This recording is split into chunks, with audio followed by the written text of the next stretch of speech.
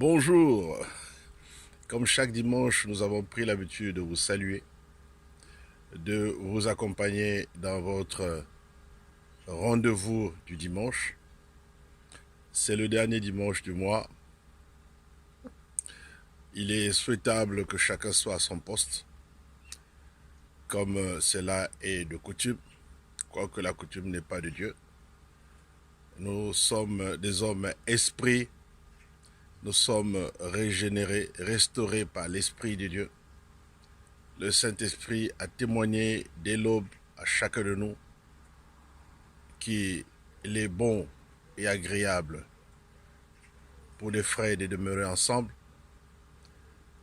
Et aussi, on est dans la joie quand on nous dit allons dans la maison de l'Éternel. Puisse le Seigneur aider quelqu'un à comprendre le temps dans lequel nous sommes, un temps incertain, mais la parole est certaine, la parole de Dieu est certaine. Elle est oui et amen, et le salut est réservé à quiconque croit. Dans la parole de Dieu, il est question d'un personnage mythique qui était, de par son rang social, riche, mais qui, ayant entendu parler de Jésus-Christ, voulait le voir. Et donc il a fait la démarche nécessaire. Il était dans la foule et son physique ne le permettait pas de pouvoir atteindre Jésus, parce que la Bible nous déclare qu'il était petit de taille. Mais ça n'est pas arrêté à ce détail, c'est pas découragé, tout au moins.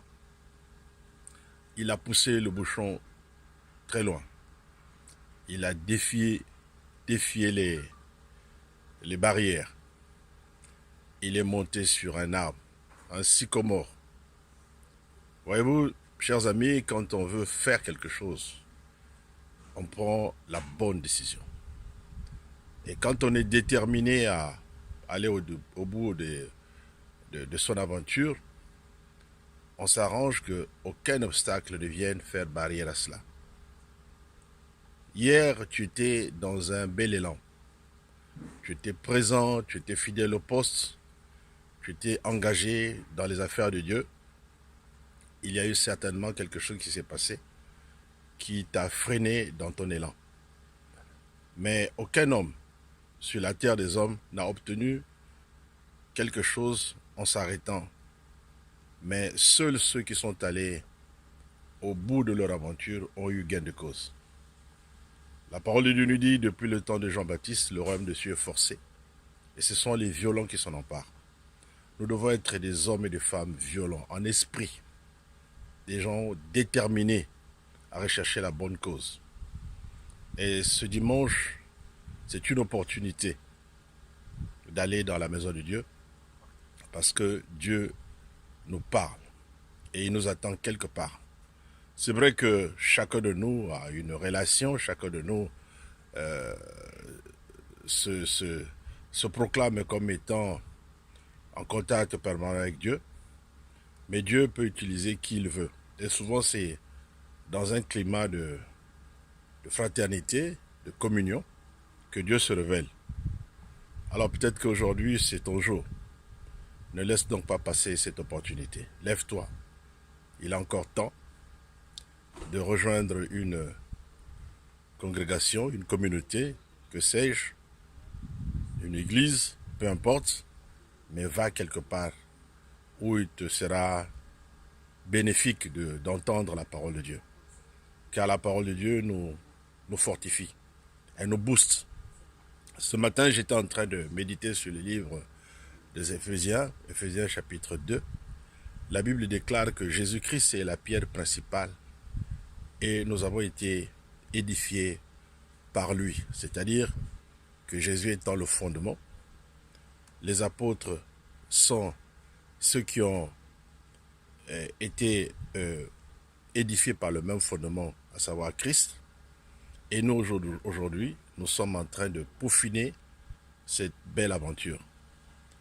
Alors, mon ami, ne t'arrête pas dans ton élan avec le Seigneur. Je sais que la récompense sera énorme, énorme. Le Seigneur a dit, il se laissera trouver par celui qui le cherche. Donc, va là où le Seigneur t'attend. Puisse le Seigneur vous bénir. Passez une très très belle journée. C'est le dernier dimanche du mois. La parole de Dieu déclare, vaut mieux la fin d'une chose que ce commencement.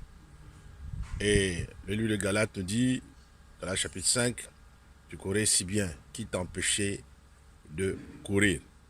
Donc lève-toi, continue ta course. Ne te laisse pas abattre par les événements présents. Ne te laisse pas abattre par le découragement, peut-être qu'il y a un découragement. Ne te laisse pas abattre par une trahison, peut-être que tu as été trahi. C'est vrai que si on regarde à l'homme, il n'y a rien de bon. Et la Bible nous interdit de se confier à l'homme. Il dit d'ailleurs que malheur à celui qui se confie à l'homme. Nous devons nous confier à celui qui nous a créés, le Seigneur. Que le Seigneur vous bénisse et soyez encouragés comme on a le fait habituellement.